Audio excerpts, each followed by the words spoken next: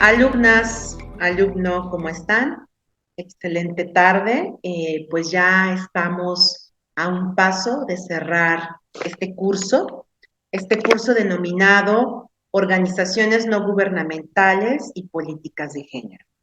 Hemos, hemos visto a lo largo de este curso diferentes elementos enfocados mucho a las organizaciones no gubernamentales. Y hoy toca profundizar ahora en las políticas de género, que es otra parte de nuestro curso, ¿no? Así como se titula la materia. Entonces, si me permiten, voy a presentar para iniciar nuestra exposición. Bueno, pues entonces, como tal, nuestra materia, organizaciones no gubernamentales y políticas de género. El día de hoy vamos a revisar lo siguiente: breve repaso de la sesión anterior, más bien como un refresh, ¿no? De lo que hemos estado viendo, revisando, y para adentrarnos a nuestro tema,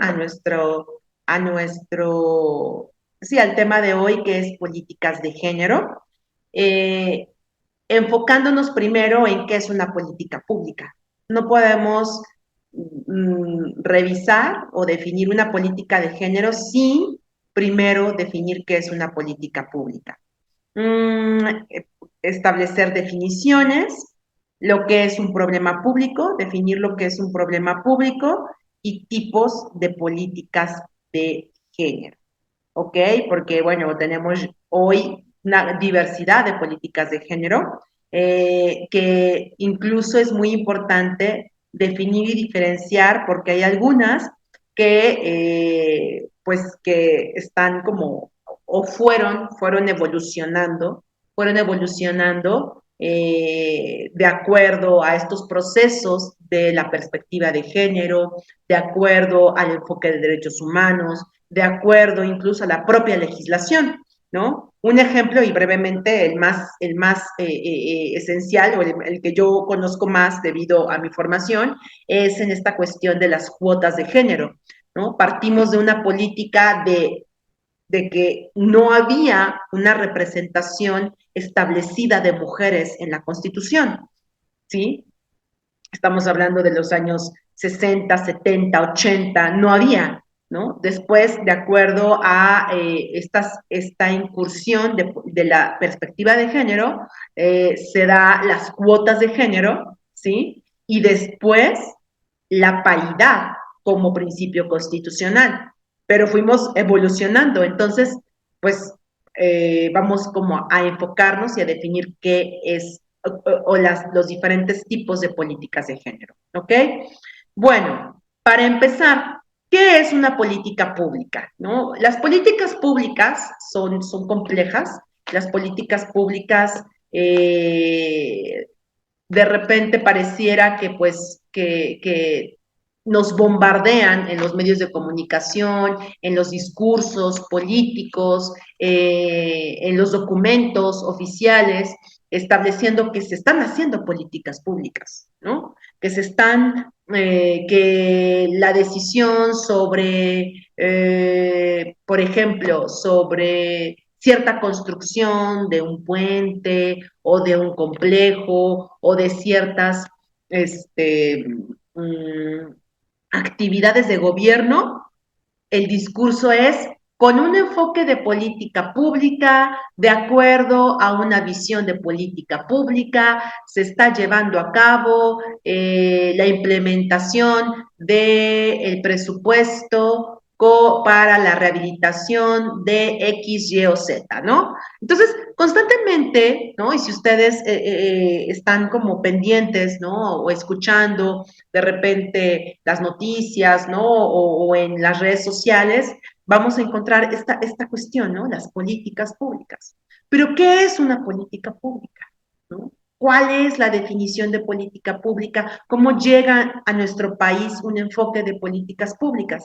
Primero quiero comentarles que, bueno, es un enfoque relativamente nuevo, ¿sí? Que no existía en nuestro país y que de hecho a partir de los años 80, 90 llegó el estudio introductorio de políticas públicas con el maestro Aguilar Villanueva, ¿sí? Luis F. Aguilar Villanueva, que más adelante veremos y conoceremos un poco sobre él. Pero realmente el enfoque de políticas públicas no nace en nuestro país, nace en Estados Unidos después de la Segunda Guerra Mundial, y quien acuña el término de políticas públicas es Harold Laswell. Harold Laswell es conocido y denominado como el padre de las políticas públicas. Entonces, bueno, pues tenemos una definición de políticas públicas que aquí les presento: conjunto de disciplinas que se ocupan de explicar los procesos de elaboración y ejecución de las políticas y se encargan de localizar datos y elaborar interpretaciones relevantes para los problemas de políticas de un periodo determinado. ¿Ok? Esa es una definición de Harold Laswell de 1951, citado en Aguilar Villanueva. ¿Sí? Aguilar Villanueva, como les comentaba, que introdujo el estudio introductorio de las políticas públicas en nuestro país. ¿A qué se refiere? Vamos a ver esta definición. Conjunto de disciplinas. Para empezar, estamos viendo que las políticas públicas no es una ciencia, ¿sí? Las políticas públicas comprenden diferentes disciplinas, ¿sí? Es decir, las políticas públicas tienen el apoyo, la influencia del derecho, de la ciencia política, de la sociología, de la economía, de las ciencias médicas, de la historia, de la filosofía, ¿sí? O sea, las políticas públicas comprenden diversas y múltiples disciplinas, ¿sí? ¿Por qué? Porque se necesitan del conocimiento y de los saberes de estas disciplinas para tomar decisiones. Tomar decisiones bien pensadas, bien elaboradas para atender los problemas que aquejan a la sociedad, ¿sí? De hecho, la visión de Harold Laswell en un principio era esa, ¿no? Y después de la Segunda Guerra Mundial, que bueno, pues vivimos un periodo de Guerra Fría, un desequilibrio entre la eficacia, la eficiencia del gobierno, entre una visión muy instrumentalista, ¿no? En donde, bueno, pues necesitamos economía, necesitamos que recuperar trabajos, recuperarnos de la crisis de la Segunda Guerra Mundial, del costo político, social, económico que dejó la Segunda Guerra Mundial, y Harold Laswell pensó e ideó esta visión de políticas públicas para que los gobiernos fueran más eficientes y racionales y que las decisiones fueran con base a estudios y diagnósticos. Y bueno, también tenemos otras definiciones aquí viene otra definición de Dror, Jacek Dror, en donde él habla de que el objeto de la ciencia de políticas, es decir, de las políticas públicas, es contribuir a la mejora de las decisiones públicas a corto y largo plazo. Su primer objetivo, que es aportar su contribución a los procesos reales de decisión, marcará todas sus actividades, pero no impedirá que la investigación y la teoría pura sea un componente de estas. ¿Ok? Entonces, bueno, aquí fíjense, ya hablamos y realmente sí hay diferentes corrientes de pensamiento y de estudio que abonaron a las políticas públicas. Una fue la estadounidense con Harold Laswell, otra fue la europea, y sí también hay una recién visión de Latinoamérica, ¿no? La escuela latinoamericana. Aquí lo que vemos es que la ciencia de políticas, muy diferente a la ciencia política, ¿no? Eso también Harold Laswell distinguió, ¿no? Hizo hincapié entre que una cosa es la ciencia política, estudiosa del poder, estudiosa de cómo el ser humano accede, se mantiene e incluso busca perpetuarse en el poder, y muy diferente a la ciencia de políticas que tiene que ver con las decisiones, la forma en cómo se decide y cómo toma decisiones el gobierno. Entonces, pero que aquí esas decisiones van en función de mejorar decisiones públicas, ¿no? De mejorar el entorno en donde se toman. Y que bueno, eso implica una serie de procesos y una serie de elementos en donde sí, por supuesto, está la teoría, están diferentes elementos teóricos, pero también está el ejercicio y la ejecución de esas políticas.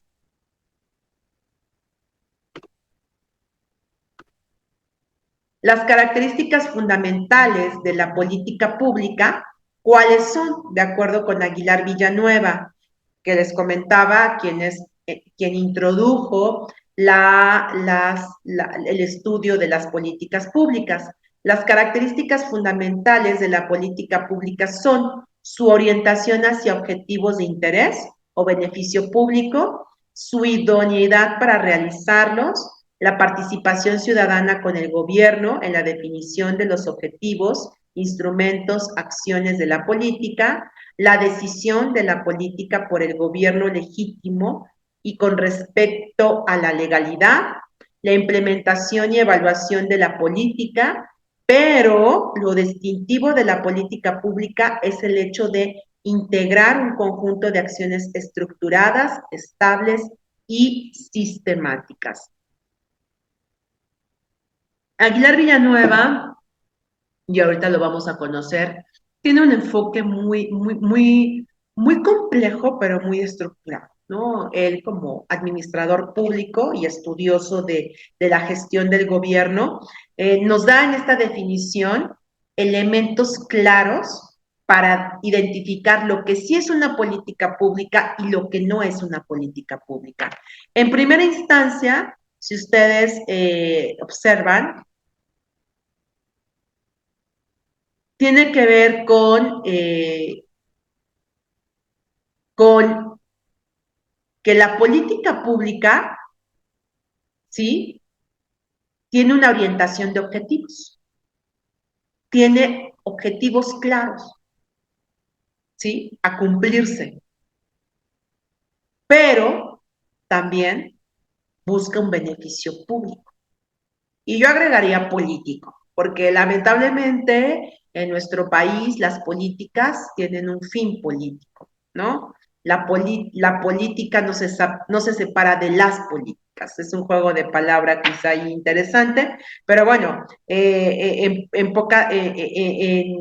traduciendo este juego de palabras, pues al final las decisiones que toman los gobiernos, el gobierno que ustedes dicten y manden, el gobierno A, B o C, van a tener un interés político en la siguiente elección, ¿no? Un interés político en mantenerse en el poder. Y de eso sí se encarga la ciencia política. Pero la ciencia de las políticas se encarga en ver cómo se toman esas decisiones. Entonces, Aguilar Villanueva nos dice que las políticas públicas tienen objetivos, hay un beneficio público y que lo ideal, lo idóneo de las políticas públicas es que cuenten con participación ciudadana, ¿sí?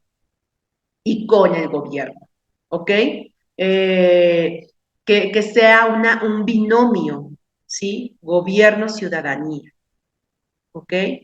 Esto de repente cuesta como identificarlo, ya que la cultura, ¿no? La cultura de participación en nuestro país es de bajo nivel y está comprobado, o sea, no es que lo diga yo, sino que está comprobado en diferentes estudios, incluso en estas, lo vemos en esta cuestión de las elecciones, ¿no? O sea, de acuerdo con los elementos, la ciudadanía mexicana está obligada a votar y a ser votada, ¿no?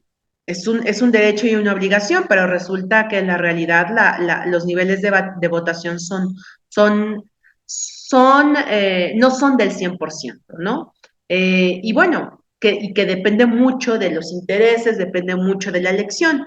La última elección del año pasado, 2024, hubo una participación del 80%, ¿no? Pero sabemos que esa participación hubo un interés en particular, que era la presidencia de la República, ¿sí? Hoy, este año, 2025, tenemos una elección extraordinaria para elegir a magistrados, jueces, ministros del Poder Judicial y la participación se prevé que sea de un 10%, ¿no? Entonces, bueno, en esta cuestión de la participación sí tenemos como elementos cuestionables, ¿no? En cuanto a cuánto participamos los mexicanos, ¿no? Las mexicanas en los asuntos públicos. Y bueno, y eso tomando en cuenta que la votación, que el ir a votar es un derecho y una obligación. Ahora imagínense en otro tipo de decisiones, en las políticas públicas, como es el caso que estamos discutiendo. ¿Cuál es el nivel de participación? ¿Cuánto se involucra la ciudadanía? Pero dice Aguilar Villanueva que sí es una condición súper necesaria para una política pública, la participación ciudadana, ¿ok? Y que además necesita de instrumentos y acciones de política, decisiones de política, por un gobierno legítimo. ¿A qué se refiere esto? A que un gobierno esté legitimado, es decir, esté aprobado y que además cuide, ¿no? Y respete la normatividad que rige, ¿no? En este caso, la legalidad tiene que ver con lo que está estipulado en nuestra Constitución, ¿sí?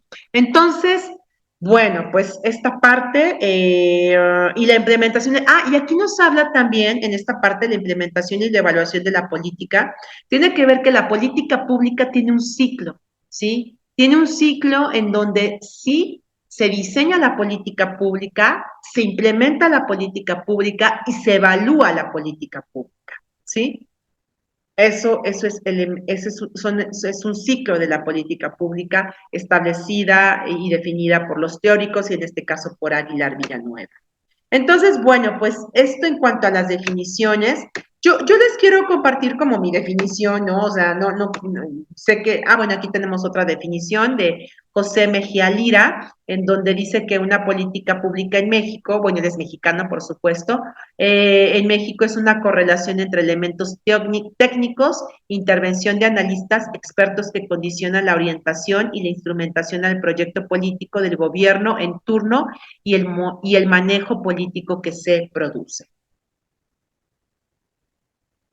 Entonces, bueno, pues tenemos esta definición en donde nos dice el maestro Mejía que, ojo, una política pública en México tiene elementos técnicos y elementos políticos, ¿no? Es lo que está diciendo, ¿sí? Bueno, antes de ver esta parte, de compartirles lo que yo entiendo como política pública y bueno, lo vamos a ir como revisando. Quiero que conozcan al maestro Aguilar Villanueva, que como bien comentaba, es quien introdujo toda esta parte de las políticas públicas en nuestro país y que, bueno, hasta la actualidad sigue dando clases, compartiendo cátedras, ¿no? Escribiendo artículos científicos, ¿no? Y también asesorando a diferentes gobiernos en diferentes temas, ¿no? Aunque no pareciera, iban a decir, pues, ¿dónde, no? Pero sí, sí lo hay, ¿no? De verdad, créanme que eh, hay personas muy académicas, ¿no? Académicas que han trabajado en esta cuestión de guiar y de orientar y de asesorar a los gobiernos, pero que a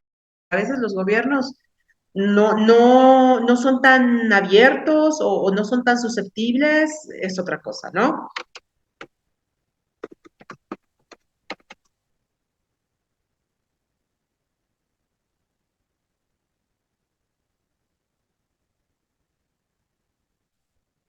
Bueno, vamos a escuchar a Aguilar Villanueva, quiero que lo conozcan, que lo escuchen brevemente, por supuesto, no es como algo muy largo, por supuesto. Este, él tiene infinidad de cátedras, infinidad de participaciones. Entonces, bueno, brevemente lo escucharemos y continuaremos con nuestro tema del día de hoy, que son políticas de género, enfocándonos a este apartado de nuestra materia, organizaciones no gubernamentales y políticas de género.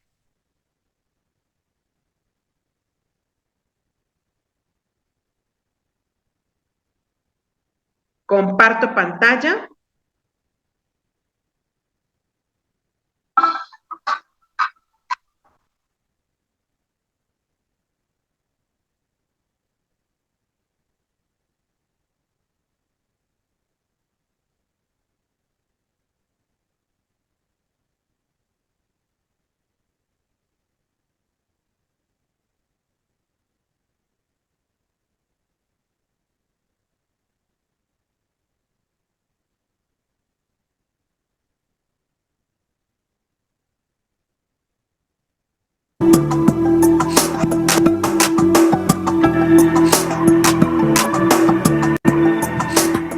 Hola, ¿qué tal? Soy José Luis Méndez, un profesor del Colegio de México, acá en la Ciudad de México, que ha trabajado por varias décadas ya el tema de las políticas públicas. Y pues tengo el gusto de anunciar la aparición de mi libro, que se titula Políticas Públicas, Enfoque Estratégico para América Latina. Este libro es el producto, la verdad, de 40 años de experiencia y de estudio.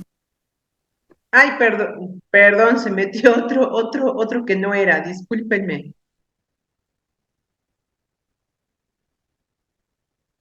Perdón, le di clic donde no.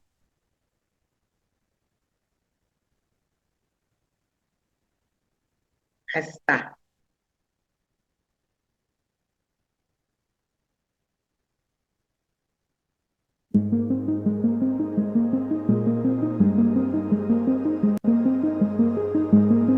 Él es, Mi preocupación, mi interés de conocimiento, pero también mi compromiso cívico, es ofrecer una teorización sobre el gobernar del gobierno, o lo que hoy se dice sobre la gobernanza del gobierno, y ver cuáles son las propiedades que la acción del gobernar, y por ende también del administrar, debe tener para mostrarse efectivo en solución de problemas y en realización de objetivos de valía pública. Entonces ese es el corazón o la intención del curso. Es la primera vez que lo voy a presentar en público porque quiero ser cuestionado, criticado, recibir propuestas de mejora. Escogí, también por la invitación de don Roberto Arias, el Colegio de Jalisco, porque sí le tengo un especial afecto al Colegio de Jalisco.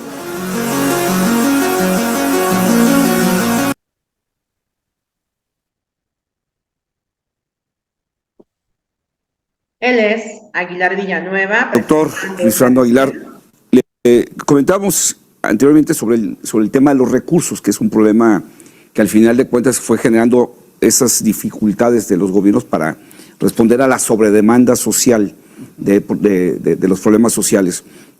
Pero también, sin duda, otro de los problemas graves era la incapacidad, digamos, profesional de los propios gobiernos de entender esos problemas de la sociedad y de encontrar, digamos, soluciones de veras, no ocurrencias, no acciones que luego no derivaban en resultados tangibles. México tiene décadas gastando en programas sociales, pero sigue generando pobres. Entonces, había también una tradición de improvisación en los gobiernos. ¿Es así? Sí, claro. Ujú.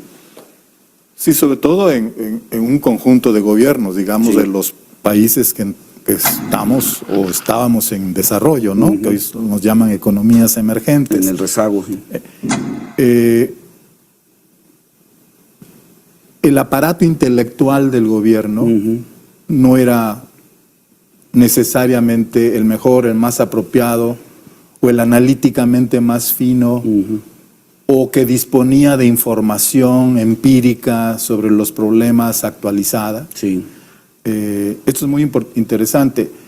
Los gobiernos van a cometer más torpezas en sus decisiones en la medida que carecen de información. Por ejemplo, el INEGI, que es una referencia internacional, nuestro INEGI en México. Y cuando hablamos de información hablamos de números. Sí, claro, claro. Sí, Hablamos sí. de matemáticas, hablamos de estadística. Para Así que es. quede claro, No, ¿no? y muchos de los defectos en la política económica, no obstante que tuvimos grandes figuras Sí. extraordinarias en Banco de México, en Secretaría de Hacienda, eran problemas derivados o de carencia de conocimiento o de indiferencia del poder político al conocimiento disponible, por lo cual no lo utilizaba, no lo aprovechaba Sí. a cabalidad y tomaba decisiones sin base en información, sin base en cálculo. Creo que esto lo vimos en lo que se llamó la docena trágica, independientemente de la denotación denostadora, ¿no? Sí. de esos 12 años. Entonces sí, la inteligencia, en el sentido de información, conocimiento, cálculo y gerencia, ¿no? Es un recurso escaso. En una sociedad y en el Estado mismo. Sí. Y el gobierno vive de la inteligencia que existe en una sociedad, de sus sistemas de información, de sus bancos de datos, de la investigación científica, tecnológica, de sus universidades o sus empresas consultoras, ¿no? Y creo que esto fue el descubrimiento que hacemos en los años 80, Sí. con el resbalón, si quieres, a la tecnocracia. Sí. Entonces llega el saber técnico y no, no, como dijiste, el prejuicio politizado o la ocurrencia. La improvisación, la ocurrencia. Sí. Entonces el saber técnico, que después Sí. tomó el poder, por eso se le llama tecnocracia, Sí. eso ocurre en los años 80 en México, después de López Portillo, con la llegada de Miguel la de la Madrid y todo con lo que se llamó el grupo de programación y presupuestos, ¿no? Donde habían todos Camacho, Salinas, Córdoba, Aspe, Cedillo, todo este grupo. Entonces sí, el tema de cómo el gobierno toma decisiones inteligentes, que es decir, decisiones causalmente correctas, Sí. que se diga, a estas acciones van a seguir esos efectos. Y estos efectos que siguen son los efectos que queremos que sucedan, porque es lo que la sociedad espera que suceda en sus vidas, en sus viviendas, en sus localidades, en sus Y regiones. que sea evaluable. Sí, claro. Si quieres, después entramos Sí. a ese tema. Y justamente en este descubrimiento social, yo quiero llamarlo así, a lo mejor estoy exagerando, pero es un descubrimiento social de que las decisiones de gobierno tienen que sustentarse en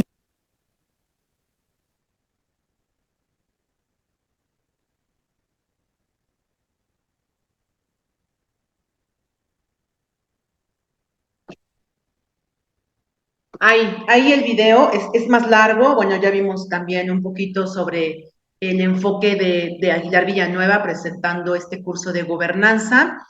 Y creo que el punto clave que aborda Aguilar Villanueva tiene que ver con cómo se toman decisiones de forma más inteligente, cómo el gobierno toma decisiones de forma más inteligente, más técnicas, más especializadas. Y él hace una referencia histórica, ¿no? De cómo empieza todo este proceso en nuestro país con diferentes figuras políticas que ya mencionó, que traían una visión, ¿no? Que traían una forma de una formación, ¿no? Y que pues dieron un rumbo a México, ¿no? De cierta forma, hoy claro que ha cambiado muchísimo este aspecto, y que a lo mejor hoy es criticado, ¿no? Los antecesores y demás, Pero vemos bueno, la política pública tiene que ver con la toma de decisiones de los gobiernos para atender problemas públicos, ¿sí? Toma de decisiones con un enfoque técnico, racional, con un diagnóstico y no ocurrencias, que era algo que también mencionaba Aguilar Villanueva. Entonces, bueno, en ese sentido, vamos a continuar con la sesión.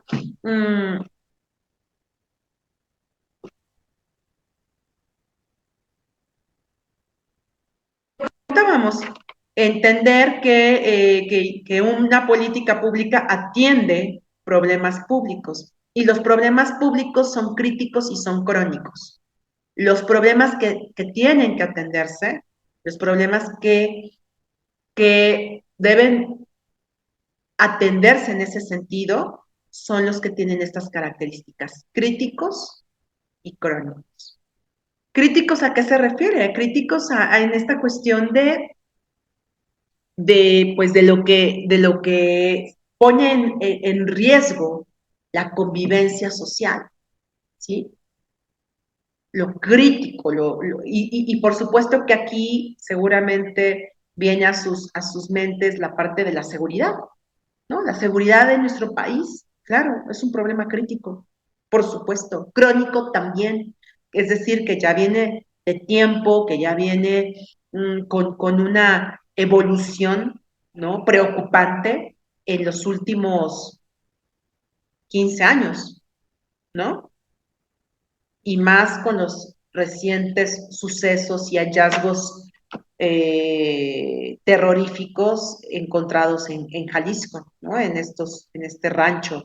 Entonces, bueno, claro, un problema público lo vemos claramente, la seguridad en el país, crítico y crónico, ¿sí? Ahora, si lo llevamos a nuestra materia, ¿no? Y a la materia de este doctorado tiene que ver con la violencia de género. La violencia de género es un problema público, por supuesto que sí, es crítico y es crónico, ¿no? Y hablamos de procesos en donde la violencia ha ido tornándose de diferentes formas, ¿no? Hacia la mujer y en donde pues estamos ante situaciones complejas donde hablamos de 11 feminicidios al día, ¿no? En nuestro país. Entonces, pues esto tiene que ver con lo que es un problema público, pero lo estamos definiendo hoy aquí de forma quizá muy sencilla, cuando hay otros problemas públicos afuera, en la calle, y hay un ejercicio que me gusta mucho hacer con mis alumnos, con mis alumnas de licenciatura, cuando doy introducción a las políticas públicas, en donde les pido, a ver, para iniciar, cuando se trasladen de su casa a la universidad, les voy a pedir que observen, ¿no? Que sean muy observadores y vean cómo es ese trayecto, ¿no? ¿Cómo es ese trayecto? ¿Qué ven en ese trayecto? ¿Qué observan? ¿Qué dificultades hay en ese trayecto, ¿no? En lo que se trasladan. ¿Qué pasa en ese trayecto? ¿Sí? Topes, baches, luminarias, robos, asaltos, ¿no? O sea, todo lo que observen en la calle. Si vienen en el transporte público, si vienen en el metrobús, si vienen en el automóvil de su papá, de su mamá, si vienen en una moto, ¿no? O sea, cuestiones, si toman taxi seguro, si toman mototaxis, ¿no? Porque si vienen de una localidad, si vienen de una comunidad y para salir de su comunidad usan un mototaxi, o sea, todas esas cuestiones, ¿no? Incluso, o sea, poniendo pie fuera de su casa, analicen todo. Las banquetas, las calles, ¿sí? La hora a la que salen, mujeres, cómo se sienten seguras, inseguras saliendo de su casa. Bueno, es todo un proceso analítico en donde hacen una tabla, ¿no? De elementos y miran y reflexionan sobre estos problemas públicos, estos problemas que nos afectan en la convivencia, ¿no? En la convivencia y en nuestras actividades cotidianas y en nuestros derechos humanos. ¿Cuáles derechos humanos? El libre tránsito, llegar a tu escuela para ejercer la educación, ¿no? En fin, ¿no? Entonces, bueno, cuando les dejo esta actividad, ¿no? Y yo sugiero que ustedes también la tomen en cuenta, ¿no? Si es posible, surgen muchas cuestiones, ¿no? Surgen, wow, unas reflexiones muy interesantes en donde entonces ya miramos con otra forma lo que ocurre de saliendo, pisando ya fuera de la puerta de nuestra casa, ¿no? Pero ojo, también les dejo la tarea de que, a ver, ¿qué pasa dentro de tu casa? ¿No? ¿Cómo es la distribución de tareas, actividades, la comida, la ropa, los trastes, el tener limpio los baños, ¿no? Un orden, la administración del dinero en el hogar. Y entonces yo también miran dentro de su espacio privado diferentes elementos y cuestiones que a lo mejor ponen en riesgo la convivencia social, ¿no? Entonces, bueno, son diferentes reflexiones que nos permiten identificar, pues, cómo no es tan fácil, ¿no? No es tan fácil definir un problema público, no es tan sencillo, y que definir un problema público tiene que ver con la importancia de la definición, la claridad del problema público para poder diseñar una política pública, ¿ok? Los problemas públicos, en esta breve introducción, son múltiples las demandas, las que encontramos, ¿no? En nuestra sociedad. ¿Sí? Y creo que todos los días en las redes sociales y en las noticias escuchamos esas demandas, escuchamos esos elementos que la sociedad está poniendo en evidencia, ¿no? El tema de la seguridad, como lo comentaba, el tema del narcotráfico, el tema del transporte público, ¿ok? La sociedad y los diversos sectores, el sector educativo, el sector médico, el sector empresarial, ¿no? Pues, realmente identificar como todos esos sectores es todo un proceso interesante e intenso. Y también, por supuesto, partiendo de los grupos en situación de vulnerabilidad. ¿Qué grupos? ¿No? Las mujeres, las niñas, los niños, los adultos mayores, las indígenas, los indígenas, que claro, por supuesto, aquí se hace un enfoque interseccional, ¿no? Las migrantes, los hombres migrantes, la comunidad LGTBQI+, ¿no? Entonces, bueno, pues sí encontramos una diversidad compleja también para identificar estos problemas públicos y cómo el gobierno da una respuesta de forma eficaz y eficiente, ¿no? Que tendría que usar esos dos elementos, eficacia y eficiencia, que tiene que ver con los recursos y cómo se toman las decisiones, ¿sí? Porque pues también, ¿qué creen? Lamentablemente, no todos los problemas públicos pueden ser atendidos. No todos los problemas públicos tienen una respuesta como política pública. ¿Por qué? Porque pues no alcanzan, el recurso no alcanza para atender todos los problemas públicos. Se empieza a definir, y algo muy importante de la definición de un problema público es definir cuando el enfoque de las políticas públicas se recurre a un concepto de formación de agenda pública, ¿sí? Esto de la agenda pública es algo sumamente interesante. Realmente identificamos que hay diferentes tipos de agenda en el ámbito del gobierno y de la sociedad, ¿no? Tiene que ver con establecer y que los grupos y los sectores, ya hablamos de los diferentes sectores, definan los problemas y a su vez los establezcan en una agenda pública, ¿no? Es incluso esta parte de posicionar los problemas públicos para que los gobernantes, los representantes de elección popular lo miren, lo trabajen y se definan una agenda pública. Vamos a ver un videito súper pequeñito sobre este tema y avanzamos.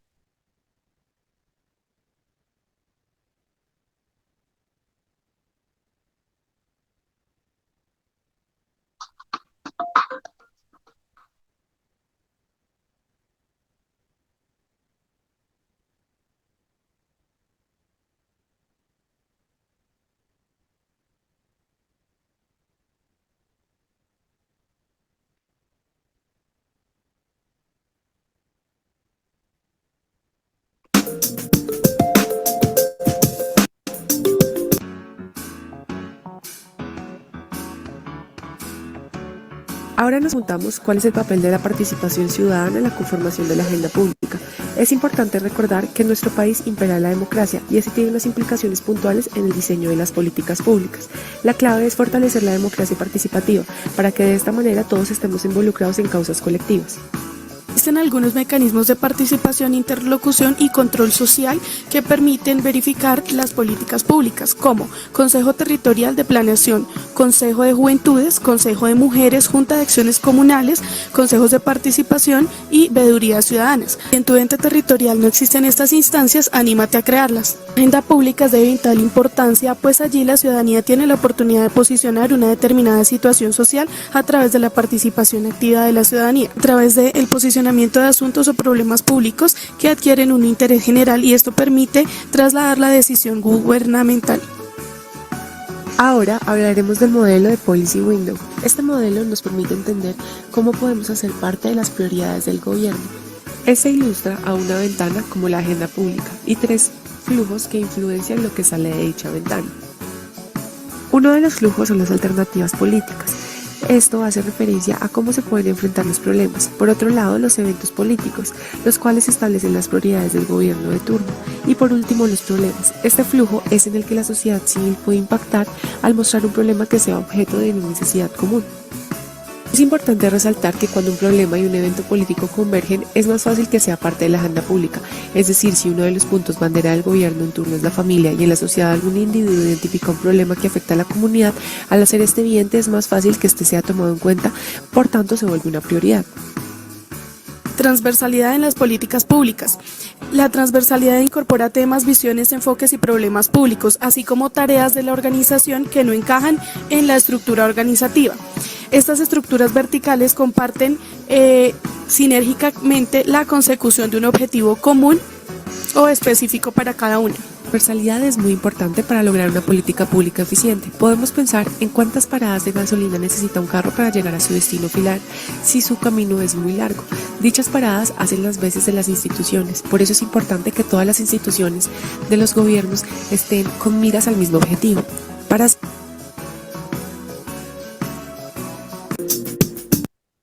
Como vimos, hay diferentes instancias para poder conformar una agenda pública. Este fue un ejemplo de Uruguay, me parece, y realmente, bueno, vemos que los países democráticos cuentan con este enfoque de políticas públicas, ¿sí? Eso es algo que en lo que se coincide completamente entre países democráticos, y quiero que quede muy claro. El enfoque de políticas públicas solo es posible en países democráticos, ¿sí? En países en los que no hay una democracia establecida, no hay políticas públicas. Hay otra cosa, no sé qué son. Bueno, sí sé, son políticas autoritarias, no políticas públicas, ¿no? Entonces, bueno, es muy importante que ustedes identifiquen que las políticas públicas, una de las condiciones y de los elementos esenciales para que se lleven a realizar, tiene que ver con un enfoque y un gobierno democrático. Perdón que el ojo. Y bueno, continuando con nuestra sesión, voy a compartir, me permito compartir pantalla. Entonces hablamos de la conformación de agenda pública, ubicar la política analíticamente. Y aquí algo que menciona Montesinos, un autor sobre el tema de políticas públicas, y era algo que comentábamos, y les decía, pues no todos los problemas públicos pueden ser atendidos, lamentablemente, con políticas públicas. No todos los problemas se pueden convertir en problemas públicos y no todos los problemas públicos alcanzan una definición precisa que se traduzca o que pueda culminar en decisiones públicas acertadas. ¿Ok? Efectivamente, ¿no? No todos los problemas se pueden convertir en problemas públicos. ¿Sí? ¿Por qué? Porque necesitan una definición, un proceso y establecerse en una agenda pública que posicionen incluso las organizaciones no gubernamentales, las asociaciones civiles, en fin, diferentes, incluso colectivos, ¿no? En donde se pueda posicionarlo en agenda pública para que al final se pueda traducir en una política pública. ¿Ok? Vamos a continuar y vamos a definir nuestras políticas públicas de género. ¿Cuáles son? ¿No? ¿Y cómo ha sido esa evolución? Entonces, bueno, recapitulando nada más para que quede clarísimo, una política pública es una decisión que toma el gobierno, ¿sí? Con un enfoque racional, con un enfoque de eficacia y eficiencia, ¿sí? Para atender un problema público. Palabras más, palabras menos, enfoques teóricos diferentes de Aguilar Villanueva, de Dror, de Mejía, ¿no? Bueno, esa parte teórica que se hace y que se estudia desde diferentes elementos, pero la clave es esa.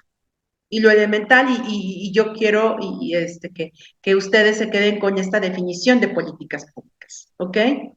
Para ir cerrando nuestra materia, que bueno, ya estamos a una sesión de cerrar, lo cual, híjole, se fue rapidísimo, ¿no? Ya la próxima sesión cerramos con las últimas organizaciones no gubernamentales a nivel internacional y con unos elementos esenciales de las políticas de género. Pero para eso, bueno, pues esta sesión es muy importante para definir qué es una política pública de género, ¿ok? ¿Cuáles son? ¿Cuáles son esos tipos de políticas públicas de género? Tenemos varias y les comentaba que es de acuerdo pues, a un proceso evolutivo, ¿no? A un proceso en el que ha ido cambiando la dinámica en nuestro país e incluso en el mundo. Las primeras, o bueno, sí, las primeras en su momento fueron las políticas ciegas al género, las políticas específicas para mujeres, las políticas de igualdad de oportunidades, la política pública antidiscriminatoria y las políticas transformadoras o restributivas de género. Vamos a ver las definiciones de cada una, para cerrar con algunos ejemplos, ¿no? Que también ustedes se queda de tarea, ¿no? Que ustedes identifiquen ejemplos en su contexto local, en donde ustedes viven, en Guanajuato, en Chiapas, en Querétaro, en Ciudad de México, Guadalajara, o sea, que chequen, ¿no? Porque hay ejemplos muy interesantes incluso desde el ámbito local, cómo se han dado esta evolución de políticas de género, políticas públicas de género. Iniciamos con las políticas ciegas al género. Bueno, ¿a qué se refiere? Se refiere a las políticas públicas que no están sustentadas a las necesidades de las mujeres, ¿sí? Más aún, pueden existir políticas para mujeres en las que aparentemente se beneficia a toda la población, pero algún componente puede excluirlas, ¿ok? Y aquí hay un ejemplo muy fuerte, ¿no? De repente, cuando lo comento y hacemos esta reflexión a nivel licenciatura, los estudiantes no lo identifican, no lo miran, ¿no? Porque quizá la realidad en el contexto urbano es muy diferente al contexto rural. Y aquí el ejemplo es uno de los requisitos para otorgar un crédito agrario es que el solicitante pueda respaldarlo con una propiedad. ¿no? Hay un programa, se crea un programa agrario para beneficiar, para dotar de un crédito agrario. Sí, perfecto. Pero los lineamientos y las reglas de operación nos dicen, se necesita acreditar y respaldarlo con una propiedad. Pareciera inofensivo, pareciera muy simple, ¿sí? Pero ¿qué creen? Que esto es discriminatorio, porque un mínimo porcentaje de la población, ¿sí? Un mínimo porcentaje de mujeres en zonas rurales no tienen títulos de propiedad. ¿Quiénes tienen esos títulos de propiedad? Los hombres, no las mujeres. Hoy, claro, ya ha cambiado, ya ha ido avanzando un poco más, pero todavía sigue siendo un requisito pues discriminatorio, ¿no? En ciertas comunidades, en ciertas localidades, no está, las mujeres este, no tienen títulos a su nombre, ¿no? Es más, no hay nada a su nombre, ¿no? No hay un coche a su nombre, no hay una propiedad a su nombre, llámese propiedad privada, propiedad giral, ¿no? Facturas a su nombre. Quizá para el ámbito, y yo les hago esta parte sensible a las alumnas, a los alumnos, en donde, bueno, para nosotros, para ustedes será como muy común sacar un coche de agencia y que la factura esté a nombre de su mamá, ¿no? De su tía, de su hermana, pero es una realidad en donde hay otras realidades, ¿sí? Entonces, bueno, en ese sentido, políticas ciegas al género. Pareciera que se están tomando buenas decisiones, incluyendo a todos, pero no vemos esta cuestión fina, ¿no? De requisitos, de elementos en donde se está discriminando, ¿ok? Iba a decir alguna pregunta, pero bueno, perdón, se me olvida que de repente estoy grabando, disculpen. Bueno, entonces continuamos con la siguiente.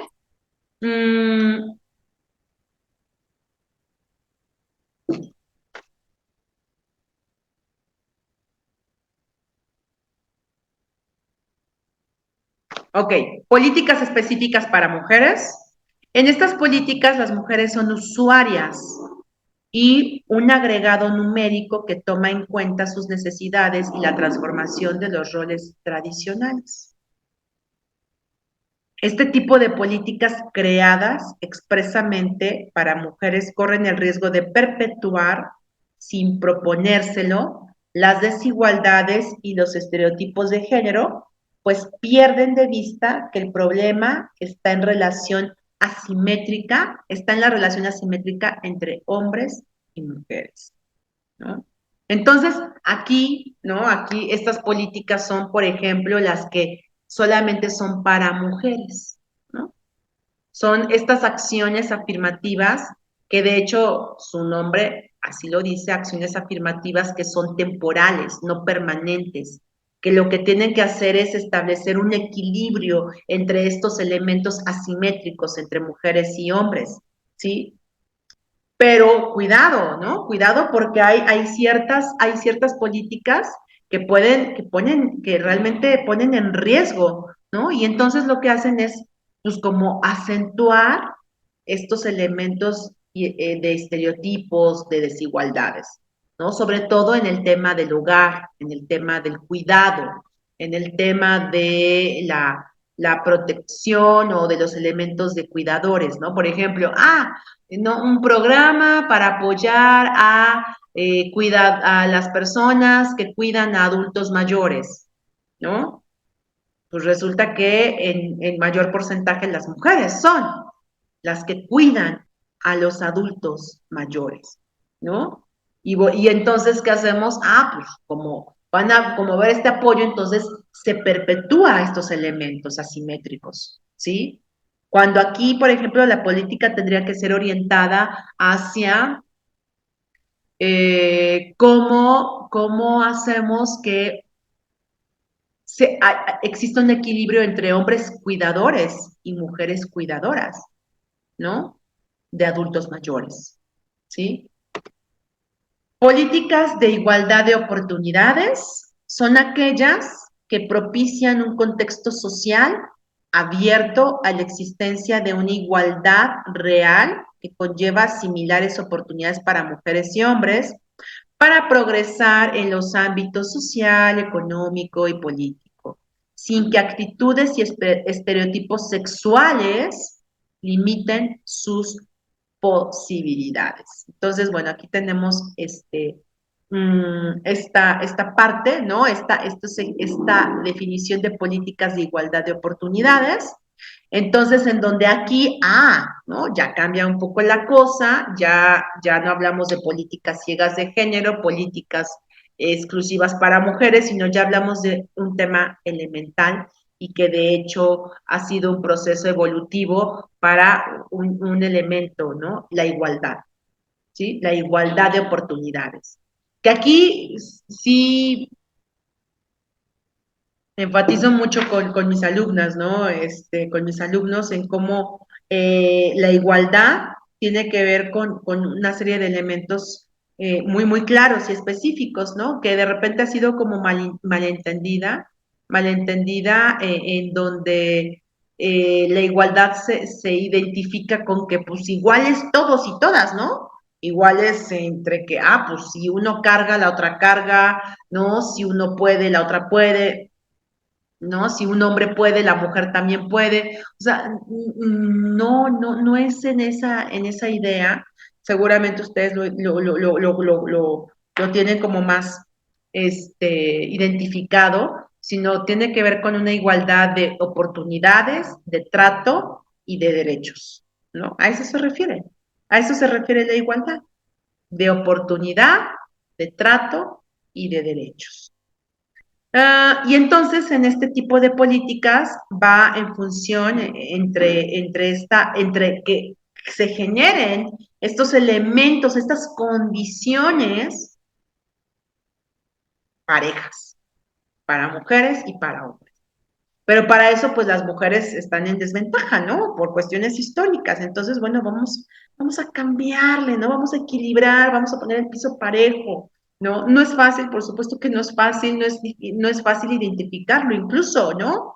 ¿Cómo? ¿Cómo le hago? ¿No? Ahorita vamos a ver algunos ejemplos.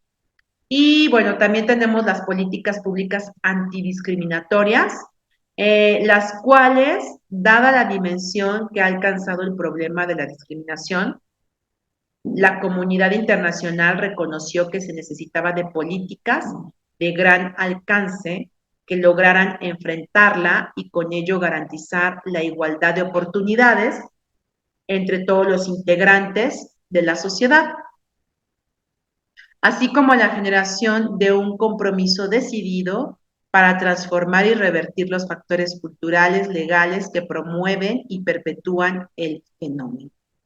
La existencia de profundas desigualdades sociales entre los seres humanos no se debe a acontecimientos genéticos o naturales, sino que es producto de una relación compleja construida por los seres humanos, relación que puede y debe evitarse por medio de normas jurídicas y políticas encaminadas a ello. Claro, ¿no? El tema de la discriminación ha generado realmente preocupación en muchos sentidos, ha generado que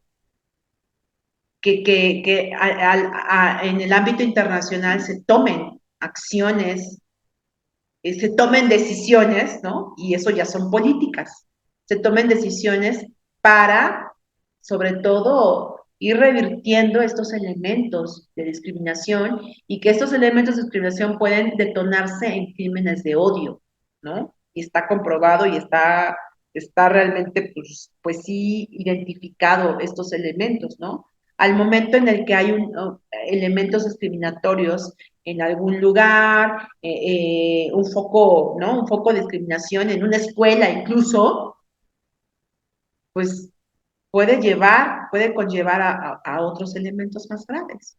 Y aquí implica diferentes esfuerzos para trabajar una política pública antidiscriminatoria. Por eso comentaba en un principio que las políticas públicas no son de una sola disciplina, necesita enfoque de diferentes disciplinas, ¿no? Y necesita la participación ciudadana, ¿no? ¿Cómo le hacemos para que las empresas involucren la ciudadanía, la academia, los docentes, los médicos, ¿no? Es muy complejo, muy complejo, pero sí viable en muchos sentidos. Y bueno, quiero cerrar con las políticas transformadoras o redistributivas de género. Toman en cuenta las necesidades de mujeres y hombres y las relaciones que propician una redistribución más equitativa y democrática de responsabilidades y recursos. Estas políticas fomentan el desarrollo de habilidades de participación, favorecen la autogestión individual, comunitaria, de proyectos de autogestión individual o comunitaria, al mismo tiempo replantean la distribución de roles productivos, reproductivos, para reorganizar la carga de trabajo de las mujeres, hombres, dentro y fuera del hogar. A su vez, impulsan procesos que favorezcan el empoderamiento y la participación en la toma de decisiones.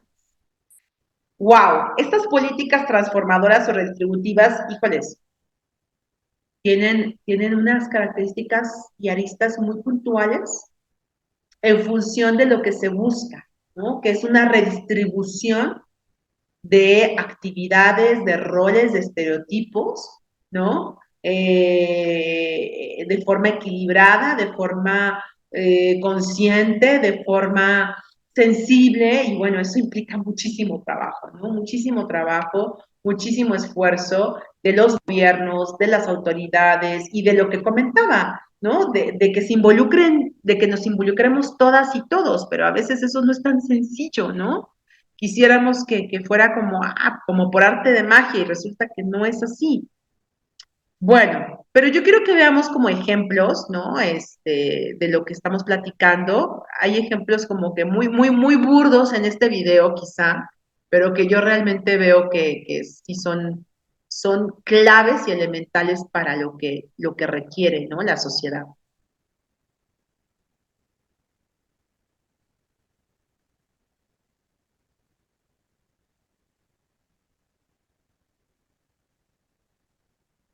Bueno, a ver, voy a revisar.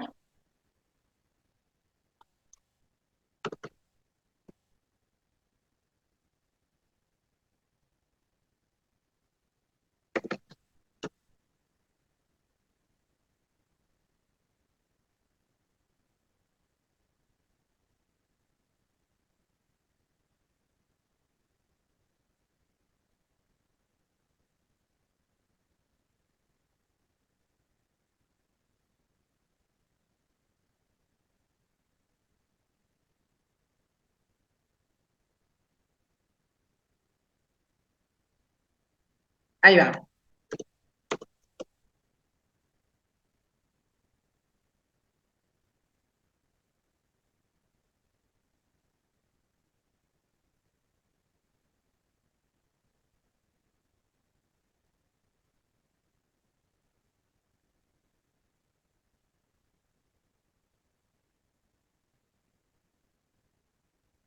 Vamos a ver un ejemplo sobre algo elemental, cómo la perspectiva de género se puede aplicar en las políticas públicas en la cuestión de la infraestructura, ¿no? O sea, es decir, en los edificios, en el elemento de infraestructura que rodea y que está permanentemente visible en las comunidades, en las localidades, en los grandes urbes, ¿no? Entonces, bueno, brevemente. Ay.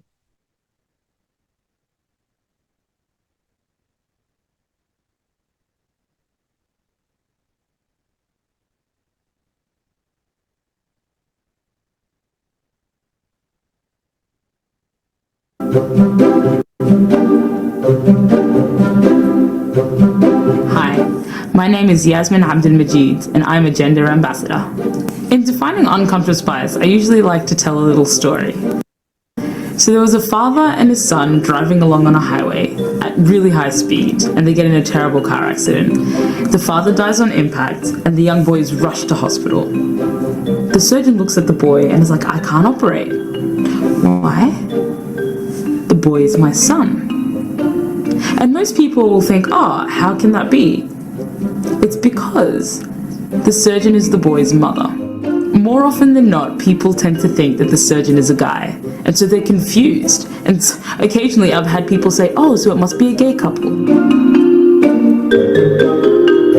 Unconscious bias is subconsciously associating things.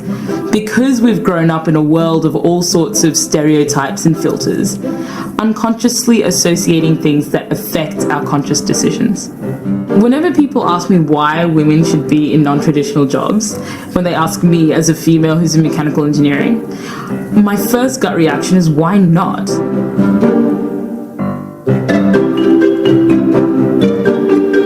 A great example of thinking about bias when we're looking at infrastructure is thinking about who designs something and who uses it. If you can imagine designing a male urinal and then having a number of females be the people that are going to design it. They may be able to bring in a committee of advisors to sort of consult with them and say, how would you like this urinal to be designed? What would work for you? But then actually, you know what? We think we know what's better. We think we know what's appropriate. And actually, you should just use what we use because it works for us just fine.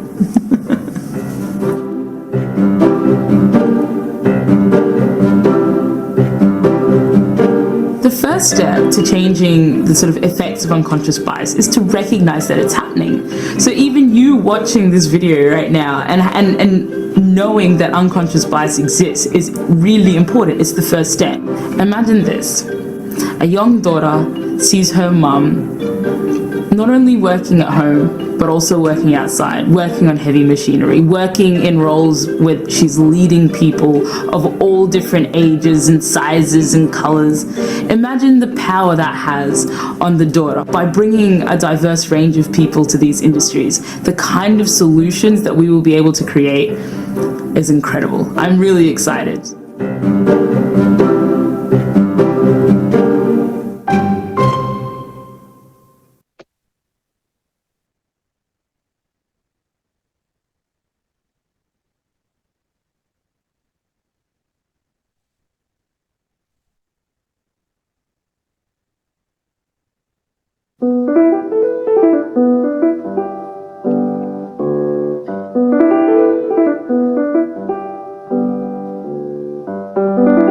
La igualdad es un derecho. Asimismo, la igualdad se refiere a la eficiencia y la calidad de las actividades de una entidad. En esta película se muestra cómo la integración de la perspectiva de género puede llevar a mejorías concretas para los individuos, así como para los municipios, las diputaciones provinciales y otras organizaciones que ofrecen servicios financiados públicamente.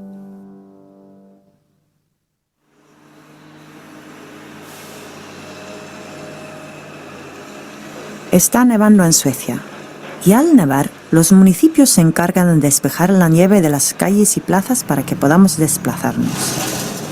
¿Está esto realmente relacionado con la igualdad? Sí.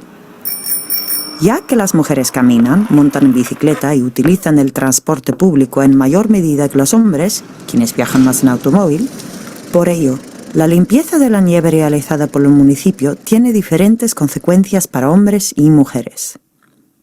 Esta desigualdad puede ser puesta en cifras. En accidentes individuales debido a heladas, el número de peatones lesionados es 3 veces mayor que el de automovilistas.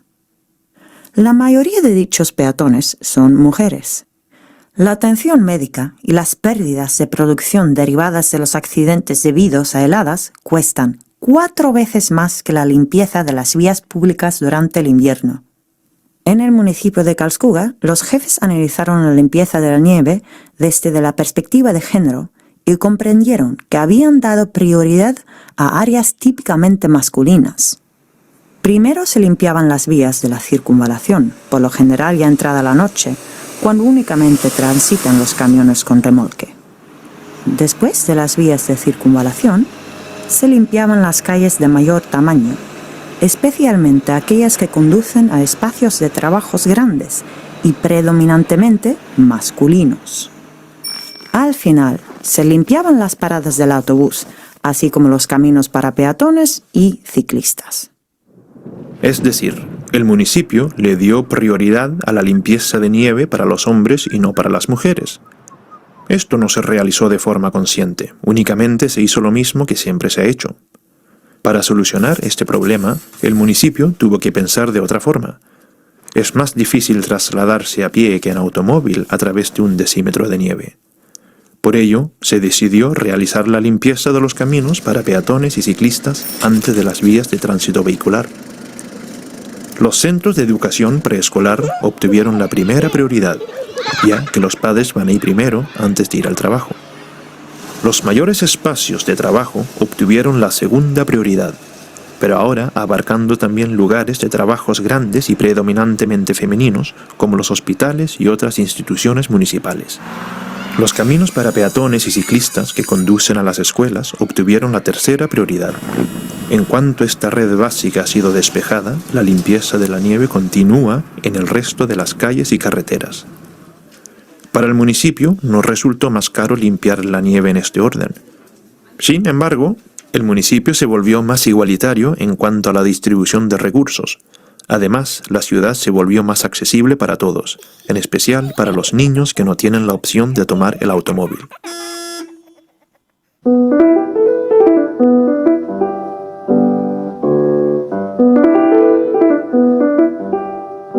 Igualdad significa que las mujeres y los hombres tienen los mismos derechos, obligaciones y posibilidades. La forma en que los municipios y las diputaciones provinciales organizan sus actividades es naturalmente de gran importancia para la igualdad entre mujeres y hombres. El Consejo de Municipios y Regiones de Europa, CEMR, considera que los municipios y las diputaciones provinciales, gracias a su cercanía a la vida cotidiana de la población, son los niveles políticos que cuentan con las mejores condiciones necesarias para crear una sociedad igualitaria. La igualdad es un derecho de los ciudadanos, pero también es ventajosa para las comunas y las diputaciones provinciales. Así como la limpieza igualitaria de la nieve puede disminuir el sufrimiento y los costos derivados de accidentes debido a heladas, el integrar la perspectiva de género puede contribuir a una mayor calidad en todas las actividades de las entidades. Las estadísticas desagregadas por género son una herramienta importante para dicho trabajo. Solo después de que se haya hecho visible la forma en que las decisiones, las medidas y el trato otorgado en diversas instancias afectan a las mujeres y a los hombres, podremos descubrir las diferencias y actuar respecto a estas. A continuación se presentan ejemplos concretos.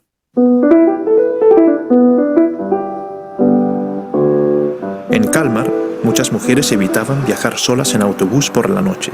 La causa era que se sentían inseguras al caminar de la parada del autobús a su casa. Esto fue revelado a través de una encuesta. La solución fue la introducción de las paradas nocturnas, lo que significa que el pasajero puede acordar con el chofer del autobús en qué sitio bajará, incluso entre las diferentes paradas. Entonces, el chofer abre únicamente la puerta delantera y verifica que nadie más baje del autobús al mismo tiempo.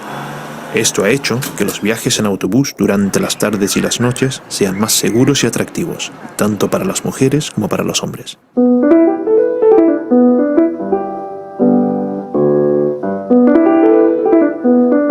Los servicios médicos de ambulancias en el Hospital Universitario Sahlgrenska en Gotemburgo introdujeron las estadísticas desagregadas por género.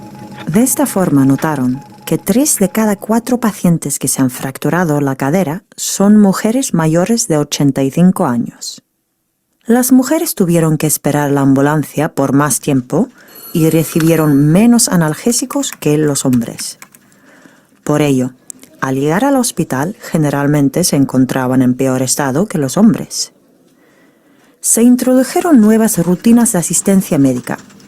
Se les dio la misma prioridad a las mujeres y a los hombres en los servicios de emergencias, y todos recibieron analgésicos en la ambulancia. La enfermera de ambulancia comenzó a desarrollar tareas que antes se llevaban a cabo en el área de emergencias del hospital, para que los pacientes pudieran ser llevados directamente a radiografía.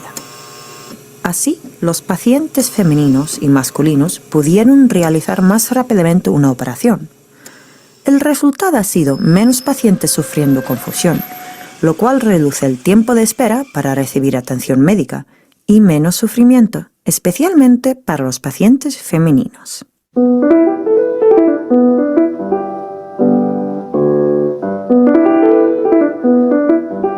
Existen grandes diferencias en el rendimiento escolar entre las niñas y los niños, tanto en los centros de educación básica primaria como secundaria inferior y superior. Una maestra en Pitio notó que exigía menos de los alumnos varones en diferentes situaciones. En ocasiones, ella incluso completó las tareas de los varones si estos avanzaban lentamente. Por esta razón, los niños practicaron menos la escritura que las niñas. La maestra comenzó a exigirle lo mismo a los niños que a las niñas. Les dio ejercicios de escritura adicionales e involucró a los padres en el trabajo. En pocos meses, los niños habían mejorado notablemente sus habilidades de escritura, una habilidad fundamental que afecta el aprendizaje y, paulatinamente, las notas en la mayoría de las asignaturas.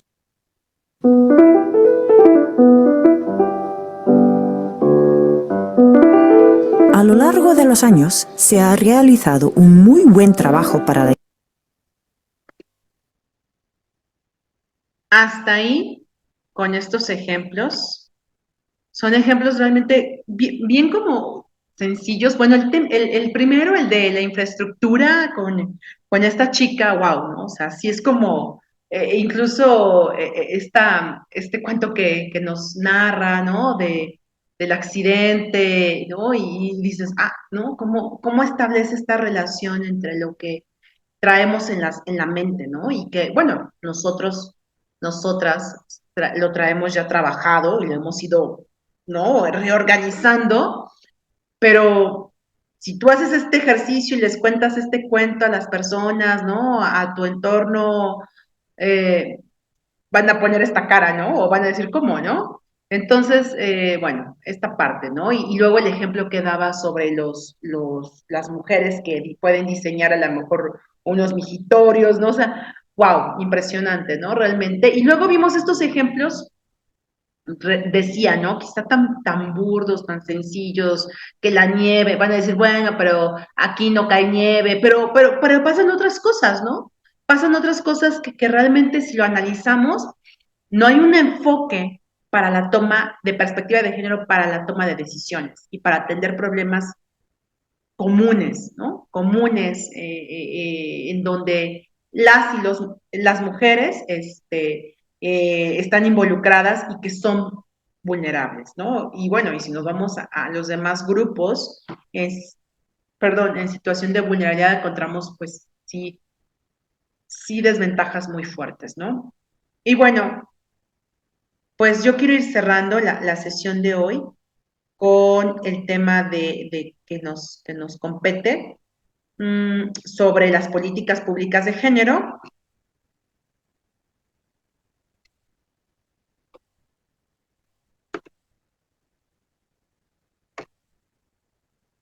Y cerrar con, bueno, esta parte del ciclo de vida de las políticas públicas, como comentaba en un inicio, y las definiciones que revisábamos, las políticas públicas tienen una serie de procesos, tienen un ciclo de vida, así se le denomina. Aguilar Villanueva lo establece así como un ciclo de vida de las políticas públicas, en donde primero hay una gestación de la política pública, un diseño de la política pública, una gestación en donde primero es identificar el problema público, llevarlo a la agenda pública a través de diferentes sectores, elementos, organizaciones, ciudadanía, posicionarlo en la agenda pública para así definirlo y hacer un diseño de una política pública, tomando elementos técnicos, elementos de eficiencia, de eficacia,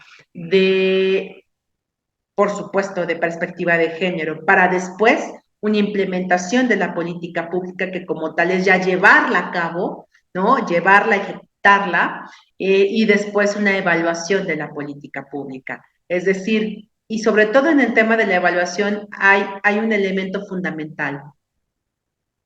La política pública, cuando se implementó, modificó, mejoró las condiciones de vida de las personas, mejoró la convivencia social de las personas o no, ¿no? Que, bueno, hay un enfoque que también nos dice que la evaluación debe ser en todos los procesos, no solamente al finalizar la política pública, sino antes, durante y después, ¿no? Entonces, bueno, ese también es otro enfoque. Las tres fases del problema público, brevemente, que el asunto en cuestión genere cambio en la vida de los individuos, afectando de manera diferenciada a diversos grupos sociales, lo que yo les comentaba. Un problema público se identifica primero así, identificando cuál es la afectación, ¿sí? El grado, el nivel de afectación entre los grupos sociales, entre los adultos mayores, los indígenas, migrantes, personas con discapacidad, niñas, niños, ¿sí? Identificar el grado de afectación. Punto 1.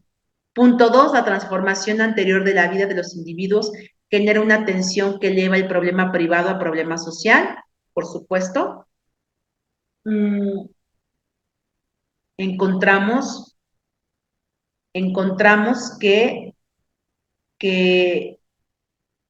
puede ser, y de hecho pasó así, la violencia intrafamiliar era un tema privado, era un problema privado, ¿no? Y yo recuerdo como que esta visión, ¿no? De las abuelitas, de los abuelitos, en donde decían las cosas, los trapitos sucios se lavan en casa, ¿no? No, mijita, tú tranquila, lo que pasa en tu casa, no digas, no tienen por qué enterarse, ¿no? Y aquí recuerdo un meme, o bueno, no sé si lo han visto en las redes sociales, que dice, ¿por qué los matrimonios de antes duraban más? ¿No? Porque, bueno, de acuerdo a la tasa de divorcios, pues sí, estamos en una tasa elevada de divorcios, ¿no? Y entonces dice el meme, ¿no? ¿Por qué? Y contestan, ¿no? Y desde este enfoque feminista en donde dicen, pues porque las mujeres de antes se aguantaban todo, ¿no? Se guardaban todo por el que dirán, en fin, por diferentes estereotipos, porque al final también son estereotipos, en donde era un tema de aguantar, ¿no? Que eso generaba a la larga problemas de salud, emocionales, físicos y demás, ¿no? Y hoy pues ya es como un conocimiento y un reconocer pues que eso no es normal. Y además en esta situación de normalización, ¿no? Que antes pues era como, pues es que es normal, ¿no? Lo vivió la bisabuelita, la abuelita, mi mamá, pues es normal que yo lo viva. Pues no, ¿no? Y el problema privado pasó a un problema social y a un problema público, ¿sí? Y hoy sabemos que la violencia intrafamiliar es un tema que atañe realmente a la sociedad. Una vez que se reconoce públicamente como tal y se ha formulado, se persigue la institucionalización del mismo. Es decir, que se mire, que se identifique, que se visibilice y que se tomen decisiones. Y de ahí, por ejemplo, me van a decir, bueno, el ejemplo sobre esta parte de la institucionalización es muy clara, ¿no? La Ley General la Ley General de Acceso a una Vida Libre de Violencia es eso, ¿no? Es cómo se institucionalizó, cómo se dio este proceso para que hoy en día tengamos una ley. Y bueno, no solamente una ley, esta Ley General de Acceso a una vida libre de violencia, sino se cuenten con otros elementos legales, ¿no? Con diferentes reformas, legislaciones, para decir, esto es violencia, esto es violencia, esto es violencia, ¿no? Violencia vicaria, violencia digital, violencia obstétrica, violencia política en razón de género, ¿ok? Y el problema público entonces tiene una atención, se busca cambiar, modificar y mejorar.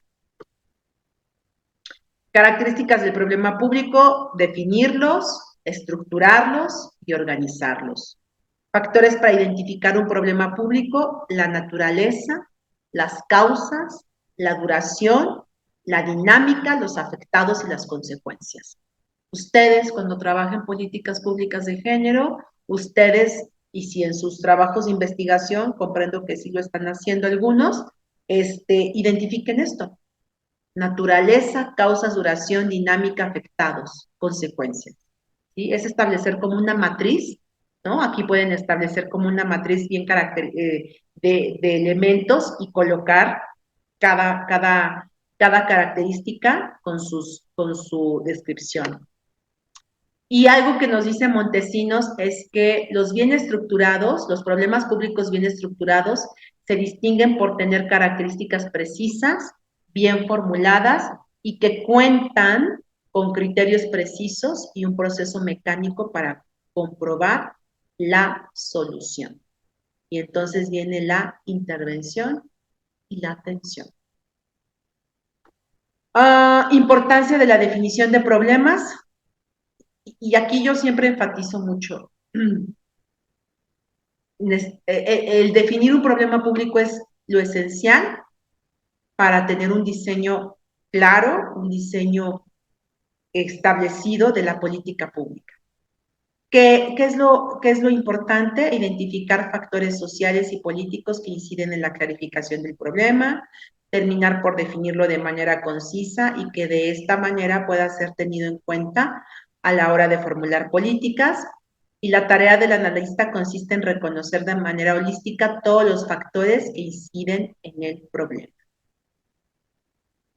Bueno, aquí el origen de un problema público, hay múltiples factores, no es uno solo, eso también es importante. El tema de la violencia de género, por ejemplo, es que es en la casa, ¿no? El problema.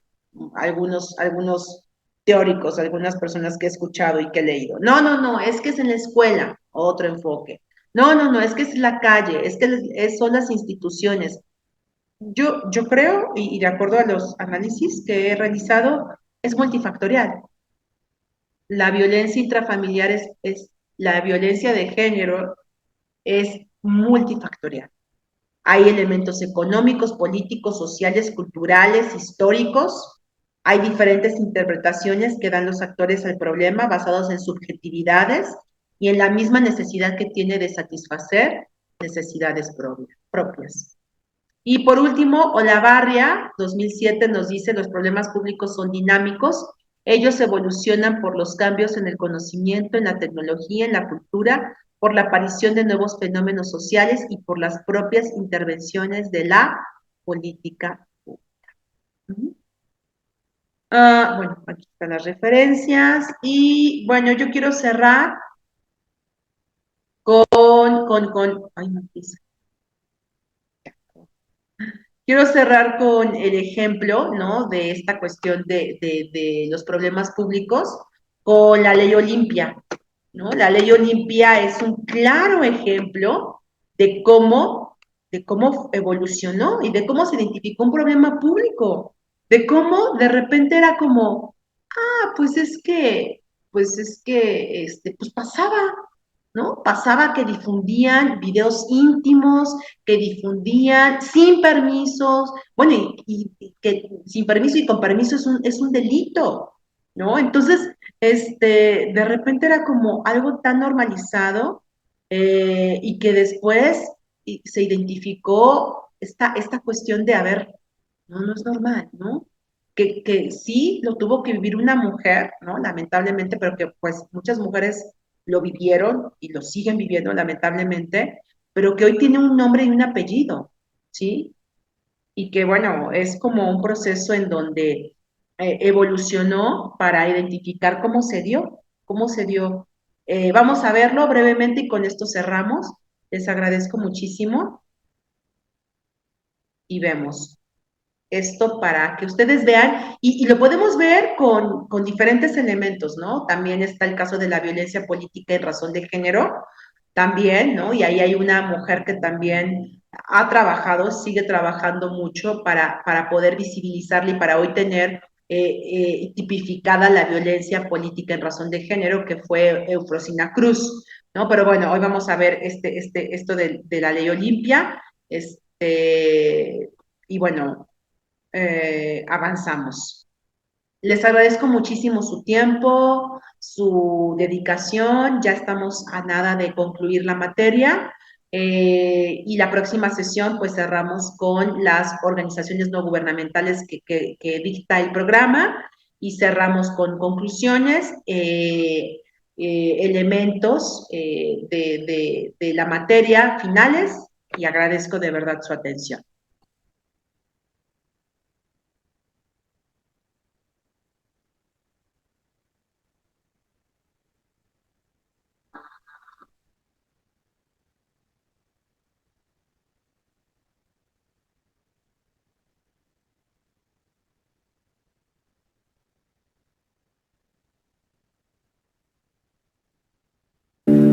En la ley Olimpia se legislaron dos tipos penales nuevos, que es el delito de violación a la intimidad sexual, que es la difusión no consentida de imágenes, textos, una serie de conductas que violan el derecho a la intimidad y a la sexualidad de las mujeres y las niñas, y el ciberacoso.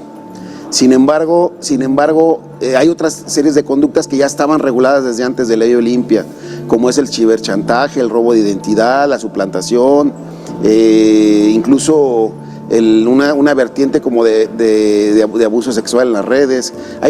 Son como 7 u 8 conductas que están ya en el Código Penal, pero que con ley Olimpia se vinieron a ser más visibles, precisamente porque se puso en la palestra pública una problemática social que viene no solamente en el ámbito digital, sino que viene en otros lugares y otros tipos y modalidades de violencia. Según datos arrojados por el consenso realizado por la Asociación Civil de Mujeres por la Justicia Social y Atala Apodaca, los principales tipos de violencia digital son el acoso sexual, ciberchantaje y robo de identidad.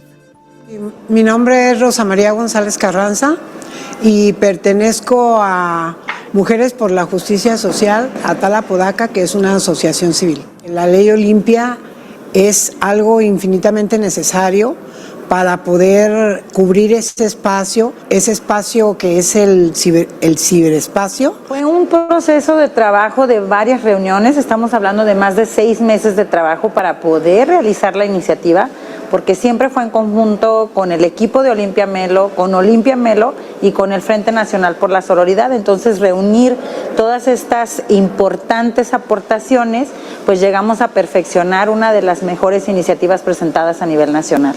Olimpia es de un poblado pequeño del estado de Puebla, Huauchinango. Una chava de 18 años, súper talentosa, ganadora de premios de oratoria, con unos promedios increíbles, que siempre se dio a notar en el tema académico. Dejó de importar todo el talento de una mujer preparada, con padres de origen muy humilde. Dejó de importar todo eso para ser conocida y llamada la gordibuena de Huauchinango. Olimpia dice y platica ella misma que ella todos los días deseaba amanecer muerta.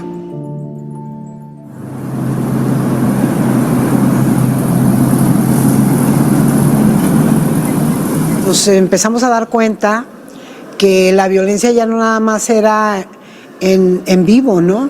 Sino que también empezó a darse, y sobre todo a partir de este año, que se incrementaron las situaciones de violencia a través del ciberespacio, pues nos empezó a preocupar eso, y cuando surgió la aprobación de la ley Olimpia a nivel nacional, pues consideramos que era algo importante, porque nosotras ya veníamos haciendo en el 2019, hicimos un diagnóstico en 18 escuelas secundarias y preparatorias del área metropolitana de Guadalajara.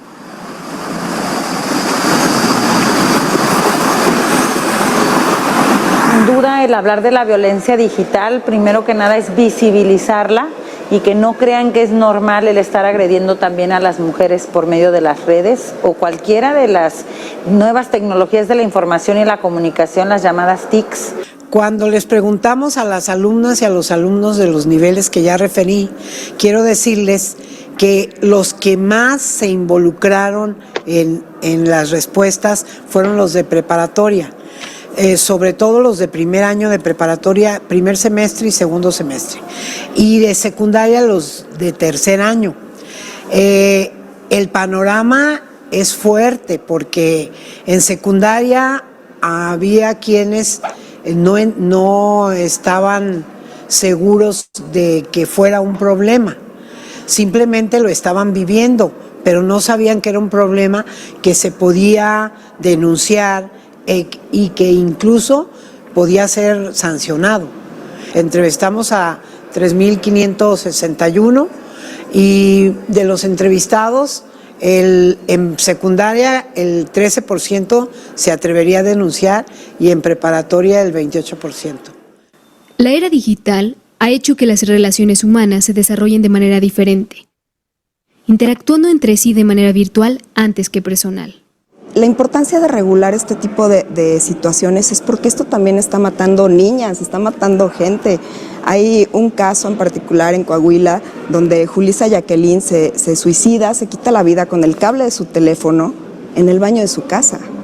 ¿Por qué? Porque empezaron a difundir su pack, empezaron a difundir imágenes íntimas de ella y hay chavitas que no saben cómo manejarlo. Porque hay que decir que la mayoría de las conductas que atentan contra la dignidad y la vida de las mujeres no necesariamente tienen que ver con personas conocidas. Hasta casi el 45% de las personas que agreden el espacio virtual a las mujeres y las niñas principalmente, son personas no conocidas.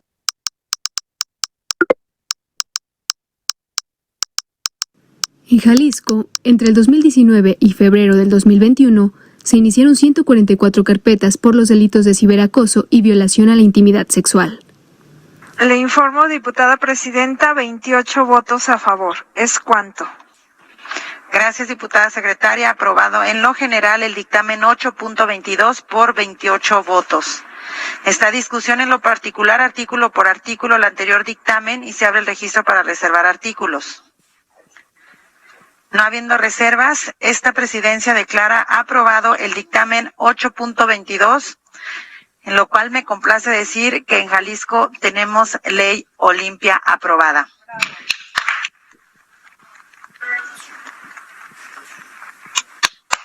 Quiero hacer un reconocimiento a Olimpia Coral, quien por cierto nos está viendo, quien por su lucha, que es la nuestra, y como tú dices, Olimpia, en Internet también queremos sentirnos libres. Esta es una gran reforma y sin embargo la lucha sigue. A toda la red nacional de defensoras digitales les digo que refrendo ante ustedes el compromiso de que si nos tocan a una respondemos todas.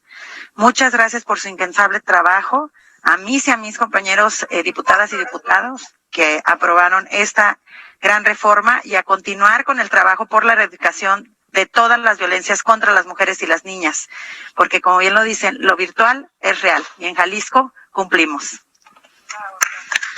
La iniciativa pasó muy bien en comisiones, la aprobamos.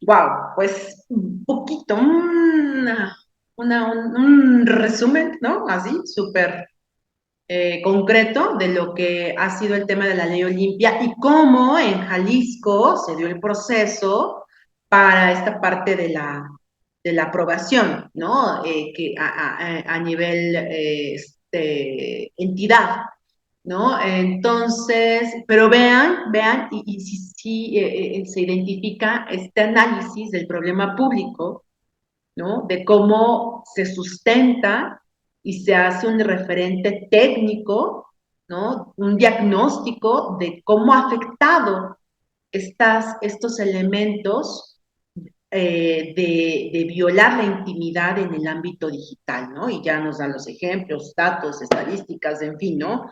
Entonces, bueno, brevemente, compañeras, compañero, esta cuestión de las políticas públicas de género ha sido un arduo proceso. Creo que aquí también destaca en Puebla la ley Monzón, también. Lamentablemente, estos avances de las políticas de género ha sido a partir de diferentes casos de violencia, ¿no? La lucha por los derechos, por la reivindicación de diferentes elementos, pues no ha sido fácil, ¿no? No ha sido fácil, así ha sido la historia de las mujeres, ¿no? Si nos vamos más atrás y miramos el proceso de las sufragistas, pues también, ¿no? Fue complejo, fue arduo, ¿no? Fue en diferentes dimensiones de acuerdo a los procesos históricos de los países, ¿no? Entonces, bueno, pues yo quiero cerrar con esto, agradecer de verdad su tiempo, su atención, su presencia, espero que estén atendiendo sus actividades de acuerdo a lo que a sus demandas, ¿no? Y diversas ocupaciones, y deseo que estén muy, muy, muy bien. Les mando un abrazo muy grande. Excelente tarde-noche.